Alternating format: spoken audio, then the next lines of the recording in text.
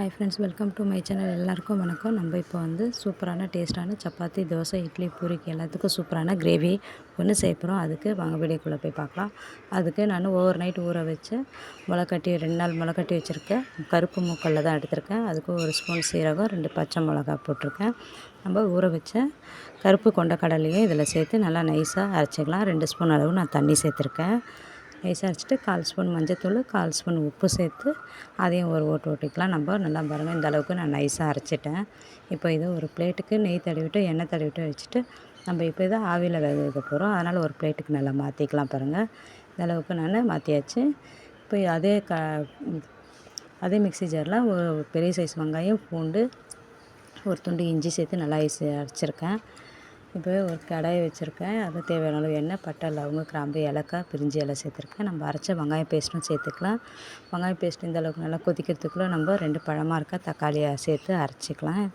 அப்புறம் இந்த அளவுக்கு நம்ம குழம்பு வந்து ஆயிடுச்சு. இப்போ நான் 1/4 ஸ்பூன் மஞ்சத்தூள், உப்பு, தேவையான அளவு உப்பு சேர்த்துக்கோங்க. 1 spoon garam masala, 1 spoon chilli powder, 1 spoon Kashmir chilli powder சேர்த்துருக்கேன். அப்புறம் நம்மளுடைய குழம்பு வந்து இந்த அளவுக்கு கொதிக்க ஆரம்பிச்சிருக்கு.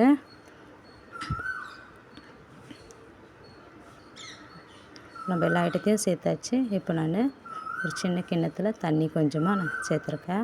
நம்ம இப்போ தனியாக வேக வைக்கிறது பதிலாக நம்ம கிரேவிலே வேக வச்சுக்கிறோம். அதனால் நான் ஆவியில் தண்ணி வச்சு வேக வச்சுருக்கேன். கேஸும் கொஞ்சம் மிச்சமாகும். அதனால தான் நான் இப்படி பண்ணியிருக்கேன். நீங்கள் தனியாக வேக வச்சு எடுத்தாலும் எடுக்கலாம். அப்புறம் இந்தளவுக்கு வெந்தாச்சு. நம்ம அந்த தண்ணியை வேஸ்ட் பண்ண வேணால் கிரேவிக்கு சேர்த்துக்கலாம். அப்புறம் நமக்கு எந்த சைஸ் வேணுமோ அந்த சைஸு நம்ம கட் பண்ணி எடுத்துக்கலாம். நல்லா ஸ்பாஞ்சாக இருக்குது பாருங்கள். நம்ம கிரேவியில் இப்போ இதை மிக்ஸ் பண்ணிக்கலாம். பாருங்கள், இந்த அளவுக்கு நல்லா கொதிக்க ஆரம்பிச்சிச்சு. நம்ம ஒரு பீஸாக எடுத்து கொஞ்சம் தூரமாக போட்டுக்கலாம். அப்புறம் இது வந்து டேஸ்ட் வந்து சூப்பராக இருக்கும். குழந்தைங்களுக்கும் வீட்டில் ரொம்ப பிடிக்கும்.